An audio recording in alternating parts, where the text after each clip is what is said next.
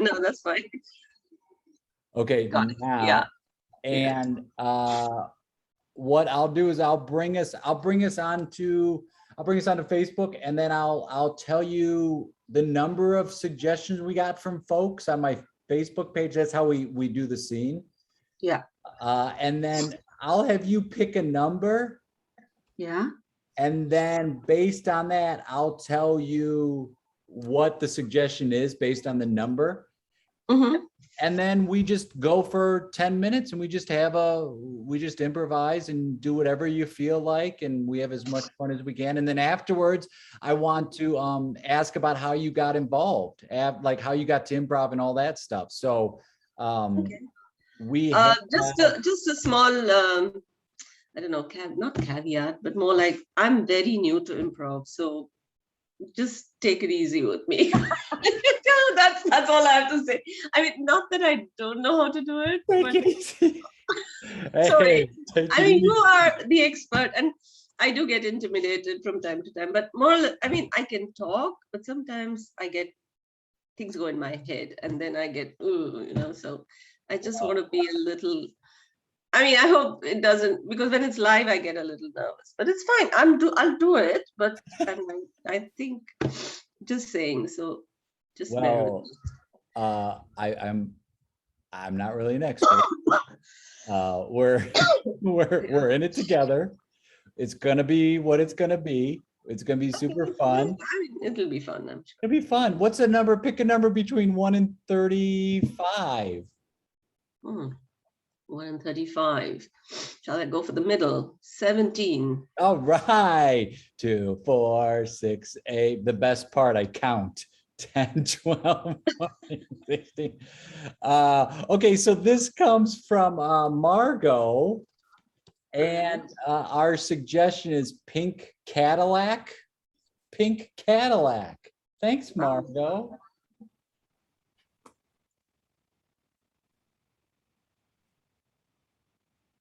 Wow. Yeah. You're the last person I thought I would see here at this exhibition. Yeah. Are you also here to get the car?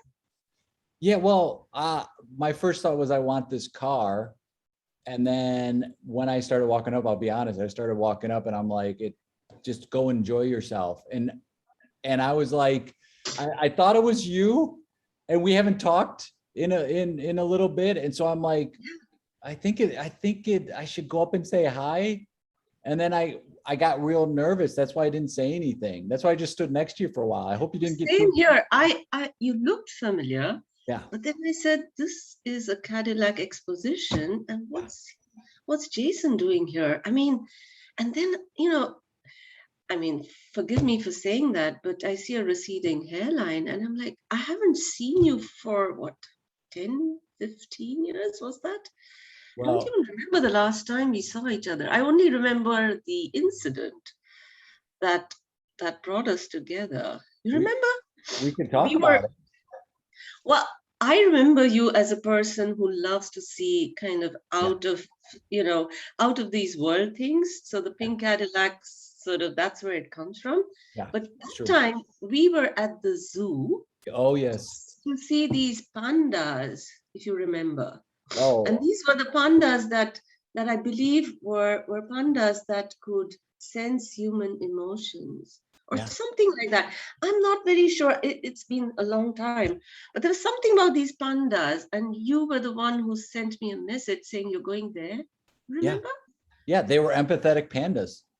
That was the whole thing. I said, yeah, and I was nervous about sending that note. And it's interesting you say that, because it was 14 years ago. Yeah. And not only 14 years ago, it was 14 years ago this weekend. That's another thing. Your memory is something that I wish I had. Oh, I'm getting brain fog every day. I don't remember things. But strangely, I do remember those pandas. Yeah. It was, I'll never forget it. I read about it in the Times, and they said these pandas are world renowned. And they were, I don't know if I didn't tell you, but they were dying too. So it was like the last shot to go and send, and you looked at, remember, I stared at those pandas. It was like 10 minutes. And I think one of them smiled at you or winked Yeah. at you or No, something no, like that. it was a smile and a wink. It was a combination smile wink. It was like a smile and a wink. And I thought I was the only one who saw it. And I was so thankful you were there to see it as Oh, well. you nudged me and you said, look, look, look. I think that panda is flirting with me. And I was like, what? Are you out of your mind? And I A said, panda flirting with you? and I And you said, were all of I what, might be. 16 or Yeah, something? yeah. And I said, I don't know what I'm feeling right now, but I'm feeling something from that panda right there. And apologies, You I had a nudged you weird too vibe. hard. Yeah, that was a weird vibe that panda gave you. Yeah. Yeah, It- yeah. but it changed. I haven't told you because I haven't talked to you since then. That moment, it changed everything about the direction of my life. What do you think I do now? What do you think my profession is? I mean, something to do with pandas, of course, or zoos or animal. I no. Do you, Do you go to China often? I don't oh, know. monthly? Whoa, Yeah. please tell me. It's not. I'm going to tell you what I do. And if you laugh, that's okay, because a lot of people laugh when I say what I do and they don't think it's an actual career. Yeah. And so if you want to laugh, that's fine. If you want to laugh, like, I will not be offended by it. A lot of people laugh, but they don't understand. Just try me. Come on. Don't build the suspense. I really want to know. Also, and my hairline, I mean, you were right on the money. My hairline, I just got a haircut and they cut too far back. So it is receding, but it's also Sorry. going real I well. didn't mean to be personal, but I couldn't help noticing because you had such a lush, I don't know what you call it, a crown of lovely hair. And I thought that was what the panda noticed, because I thought, anyway. So what do you do? Tell me. Well, and I've been doing it for a few years now. I'm an animal therapist, and I'm a licensed psychotherapist, and I help troubled animals. And as a matter of fact, that took over my life. I said, if a panda can be empathetic, I think other animals feel emotions as well. And so I went into a field. I actually created my own major at university, and I've been doing it. I don't want to brag, but I travel a lot, and I go to China once a month without hesitation. And so that's but enough about me. I feel like I'm talking a lot about me. No, but this is amazing, because we've always been close at that point, and of course then we drifted apart, but I'm so proud to have a friend who has this ability to understand animals. And it's interesting that you say that, because just the other day, well, not that I work in a zoo or anything, but I have two golden retrievers, and they've been acting weird, How? And I was telling What are they doing physically? What's changed about them? Well, when they came to me, they were pups, and now they're kind of about 5-ish, I think, so fairly sizable. Okay. And they used to play together, and I think, well, they were brother and sister, so I got both of them together. Okay. But off late, they don't seem to like each other. And they've been sort of, if one is in, so Jerry is in say my living room. Okay. Margot goes to the bedroom. They avoid being in the same space. And I've wondered why this has happened, because they would play together, they would run together, they were so good together, like really thick as thieves. And nowadays they are just looking for moments to be away from each other. So much so that we've got to take them for a walk one by one, not together anymore. Well, and that is really something I've not been able to deal with. I mean, of course, it takes a lot of time to do all that, but I think that there's something about it that I'm not able to figure out. Well, I have some good news. It's not uncommon what you're going through. At 5 years, there is it's something called Canine Sibling Rivalry, and it happens to any siblings, any dog, especially. It happens to cats. Actually, there's a feline sibling rivalry that happens pretty early on. For cats, it's a lot of times, a lot of my patients are cats that are a year, 2 years old, but for dogs, it's about a 5-year mark. So between 5 and 7 years. And do they sort of get jealous of each other? Yes. Because Yes. I've seen that happen when Margot goes to my son. Mhm. Jerry is so upset. Yep. And It's he comes and sort of rubs against me. And he's like, if she can have him, I should have you, kind of a feeling. And that's so weird. I mean, that's you are very insightful, because that's exactly what it is. They're looking for attention, and they're looking to get it, much like humans. They're looking to get it from whoever can comfort and soothe them. Now, this will happen for a few years. This is going to remain this way for a few years, but there are a few things that you can do okay. in order to make things a little bit more bearable. One is never yell at the dogs. Never yell at Either of them, or just one at a time? either of them, as a matter of fact, but specifically when they're together, never yell at them. When you go for a walk with them, what I want you to do is I want you to talk to them, and talk to them like they're a child of your own, but like an adolescent child, not like a baby. It's not baby talk. They sense that energy. And if you do a baby talk to them, they think that means play. So when you're out with walks with them individually, just have a conversation, say the things you're thinking, because they are very insightful and they can understand and they sense that energy as you go. But it's temporary. Yeah, but it's funny because I always thought Jerry had a crush on me. But I mean, Probably. dogs are almost members of the family, isn't it? I mean, they are members of the family. There are scientists. I was just reading a study from the Harvard Business Review that says losing a pet, it's as damaging and as painful as losing an actual human relative. So they are unconditional love. Dogs, especially, they show you love. They care about you. They are all about pleasing you. And so it's an energy that's a very positive energy. And it's funny you say that, because, I always refer to them as my children. I mean, the other day we had we have a population counter coming to the door, and he said, how many people live here? And I just said, me and my 3 children. And then he said, what are the names of the children? And then I said, Jerry and Margot. And he said, they don't sound like human names. I said, of course they're human names. I mean, I've named. Oh, wait, that's on him. Those are very human names. That is on him, not you. He's trying to trip you. No, but then he asked for pictures. And then I had to show him the picture. And then he said, you call these your children? They're dogs. Yes. And I said, how dare you? How dare him, indeed. Yeah. I mean, this was completely out of, but technically, one is your son, one is your dogter. I like that. My doctor. Your dogter. I hope I don't say doctor. Doctor. Yeah. Dogter. But then again, it'll create problems because I call her doctor, and then I don't have a similar name for son. Dachshund? No, doesn't sound nice. Yes, your dog son and your dogter. That sounds like a good plan. But that's when I refer to him and her in private. But yeah.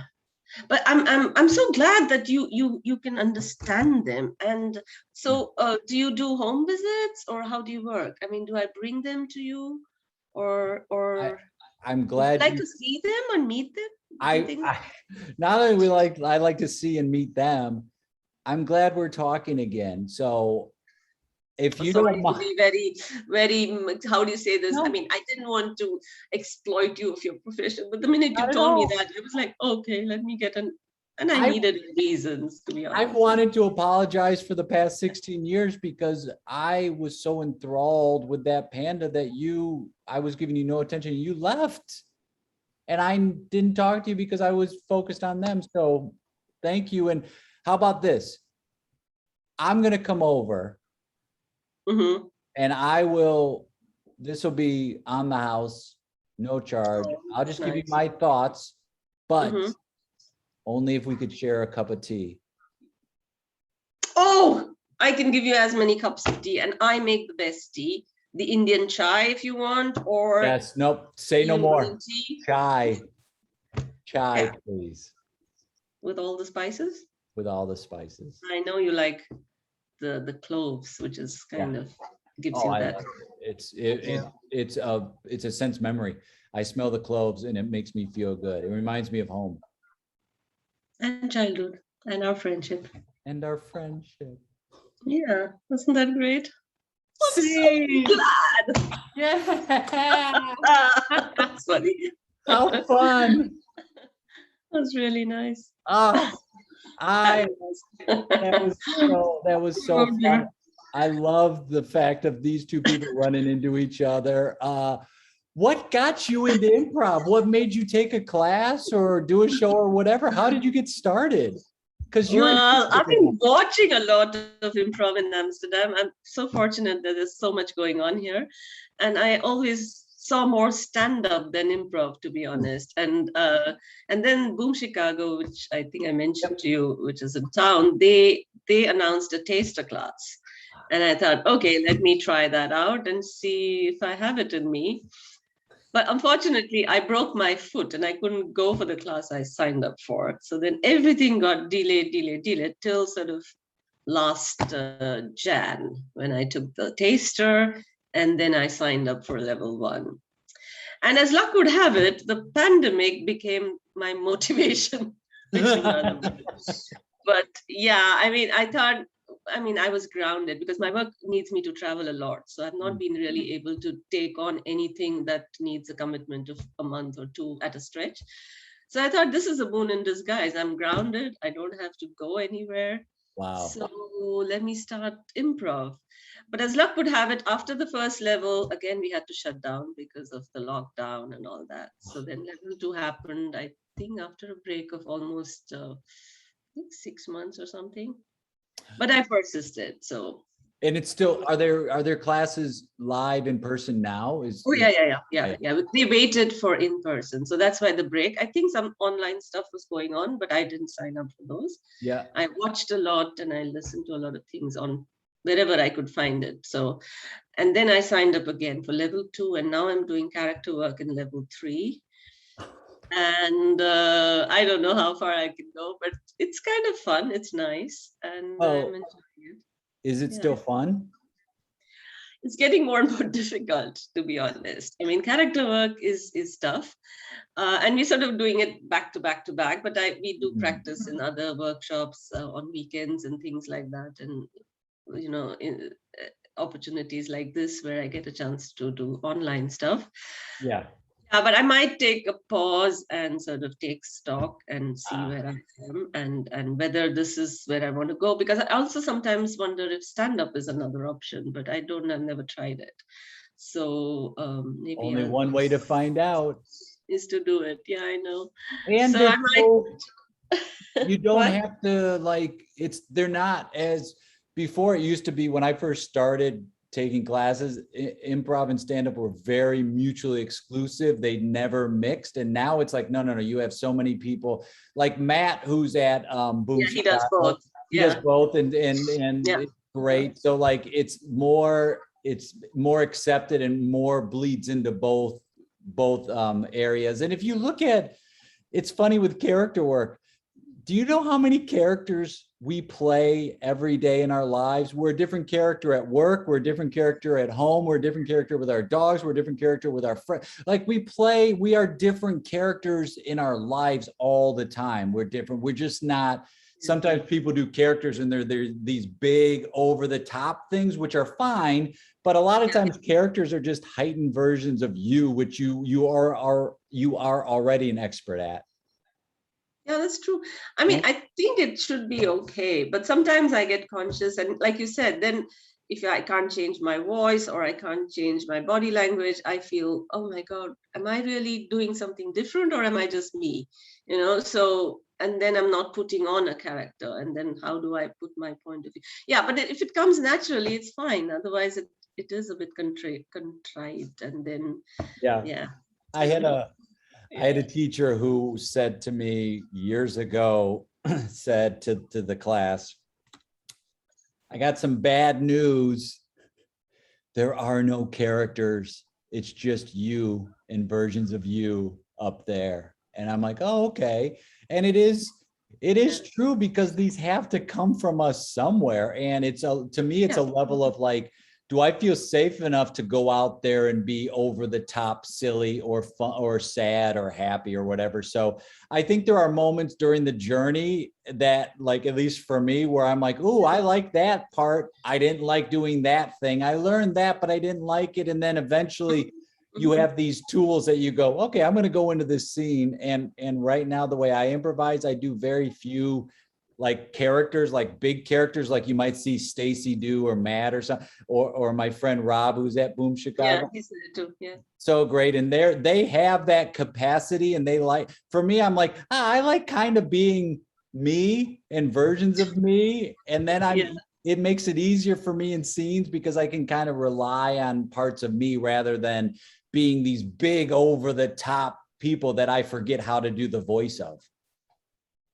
Yeah, and then I might do it at first, and then I forget that I was doing it, and then it's kind of, it probably looks weird. I don't know, but of course the scenes are so short that you don't realize it. But if you go beyond 3 to 5 minutes, then you could be in trouble, I guess. Well, that's up to like your teacher, your coach, to let you know. So part of this process is allowing yourself to just get up there. And if you fail, like we talked earlier, if you fail, okay, you fail. What does that even mean? What does failure even mean? And like, what's going to happen later on? We have no idea. So like this moment, I had a teacher who said to me, it's not about emotions, it's attitude. And that helped me with character work. It's like, oh, if it's an attitude, I can remember, I can play that off, because emotions are so, they're so mixed up. It's not just like be sad. It's like, oh, I'm sad and I'm embarrassed and lonely. Like it's all a combination. But attitude for me was like, oh, okay, cool. I'm going to be a badass in this scene. And now I'm sticking to an attitude, which was easier than like, oh, what was the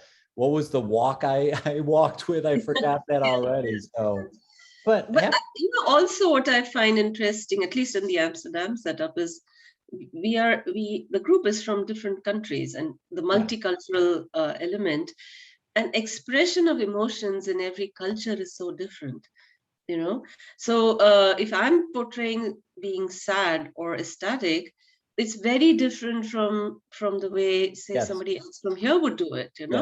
So there are archetypes and stereotypes, but yeah, we are too loud sometimes as Indians, and again, but sometimes also very shy and very reserved. So, it's that also is very interesting, because it's interpreted differently then, Yeah. I mean, and it's not as loud, but I feel I'm showing the attitude of being sad or sulking or whatever, but it probably is not showing as much. Then I have to exaggerate it a bit, and then and that's a really important part, and a point for teachers to hear too, of like how people express their emotions and how it's different. So if you're saying to someone, I want you to be really sad, and they're quiet, that might be they're really sad. That might be how they express themselves. And then if they do it that way, don't penalize them and say, no, I want you to do it this way. It's like, no, that's the way you might do it. But the way they might be at that point where that extreme sadness is, because humans are all different. And so you bring that to the stage. So like, at the end of the day, what is it? The end of the day is you get in these moments, these scenes, like what we just did, and you go, I think this would be fun to do. And you're like, we went to a zoo, and I'm like, that seems fun. And they were paying, yep, that. So you know what I mean? It's like, I don't know, just do the thing that you think is fun in the scene, and whatever works, try it out. And if it doesn't work, that's cool, but you gave it a shot. And like, at some point you might say, oh yeah, I took a stand-up class, I loved it, I'm going to do that and focus that. You might take a stand-up class and not like it as much. You might like doing both, but it's the fact you have that zest for learning, and to say like, I'm going to try it like that. I hope for all of us humans, I hope that never goes away, that like, I'm going to try and learn and allow myself to be in that space. Yeah, I think the improv skills will come handy even for stand-up, because I mean, what is stand-up? It's a series of experiences that you sort of process in your own way, but you also start looking at, okay, it also means that, and it also can convey this. So that's what the yes-anding it in your own mind will bring out more dimensions of the same experience. Yeah. And I think if that strengthens the stand-up, the jokes, again, the whole thing is, does it have to be funny? I don't know. There's so this also the insistence on being funny. And I think when we are learning, we're all caught up because that's what we've seen on stage, the magic that happens there. Right. So how can I make this scene funny? And in that, it goes into your head then, because then you start making it deliberately humorous, which doesn't work, to be honest. Well, and you've got to, it's a 50-50 shot.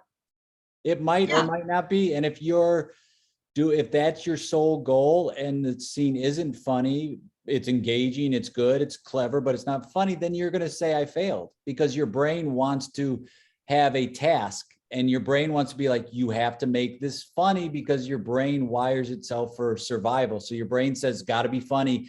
And like you said, now you're in your head and now you're like, you might, and again, it's subjective. What is funny? It might be funny to one person, or so if you can, part of it is, can we get to a point like in life where we can let it come to us? Like, let the scene, don't try to do the scene, just let it unfold. If we can get to that point, and the same with life, if you can get to a point in life where you're like, I'm not trying to steer it, but I'm aware and I'm in the moment and it comes to me. And then most often than not, in my experience, the time I say something that Jay, would think in a situation that's not like mean, but it's like just an honest something, that's when it's the best, is when I'm just like, I'm going to make this honest, believable comment.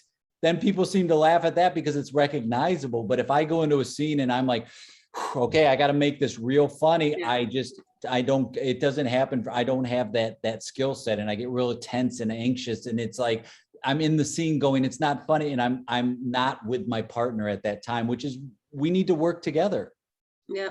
But I mean, you have so much experience in teaching improv as well. So how would you, or what advice would you give? Because this is exactly probably the juncture where I am at, when my people who are learning with me get laughs on what they say, and they're probably doing exactly the same as I am doing, and I don't get a laugh for whatever I say, which makes me wonder whether I'm doing it the right way. I know there's no right way, but in the sense, and if it happens sort of time and again, then you start wondering whether you've got it or not, and that's a stage where I am at. I've tried it. Sometimes it works, sometimes it doesn't, which is fine. But if it doesn't work more than it works, you start wondering whether I start with, do I have a language problem? Do I have a comprehension problem? Do I have a presence of mind problem? What is it, Well, I would say this, you're exactly where everybody is. You've taken a couple classes now, so you're starting to dissect what's going on. You're getting out of the point of just having fun, which is natural because you're learning. I would also say, Mohna, you're the improviser in the scene. If that person's getting laughs, then you're doing your job, which is to make them look good. And you build it together. That laugh is not from what that person said. It's from what the two of you did. That's the result of it. It's not that they're getting laughs. It's that you're doing it together. And if you have two people battling each other for laughs, it's very tiring to work and to watch. You go, why are they battling to see who's funnier? That's not what improv's about. So for me, I go, oh, you're improvising more in that scene than the other person because you're setting them up. And you will get enough laughs in your lifetime. I'll also say every improviser who comes into class is funny. We're just funny. We see things in a funny way. People see things in a funny way. So if you can hold on to less, that every scene has to have some expectation and just be like, I'm going to do a million of these scenes and this is one of many. And in that scene, hooray, the person I'm in the scene with, they got laughs. I'm going to get laughs, but that's not the goal of this. The goal is, what did we do together? And there'll be times when you're like, I'll be honest, there'll be times when you go, man, I got it. This is no problem. It's no brainer. I go out there. It's easy. I say something. I'm not even trying. I say something, people laugh or they cry. And then there are times where you feel like, what am I doing? I haven't felt connected, not let alone laughs. I felt connected. It's like, well, you're an artist. You're putting yourself out there. There are things that work and don't work. There are scenes that you do for one audience that will have them laughing, that you do that same scene for another audience and they will look at you like you're crazy, 100%. So I would say you're right at the point you need to be. I would say go easy on yourself.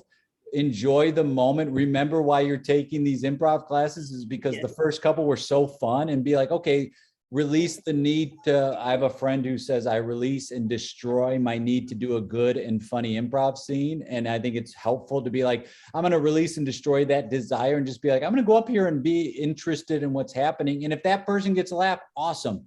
But we're doing it together. It's not stand-up. They haven't done it on their own. They needed your help to get there. So you're at the right place. This happens to everyone. Nice to know. Oh, absolutely. And I'll be honest with you, I still have those feelings when I'm doing a show or a scene. And I'm like, oh, even virtually, I'll have those feelings. And for me, it's my ego. And I have to go, hold on a second.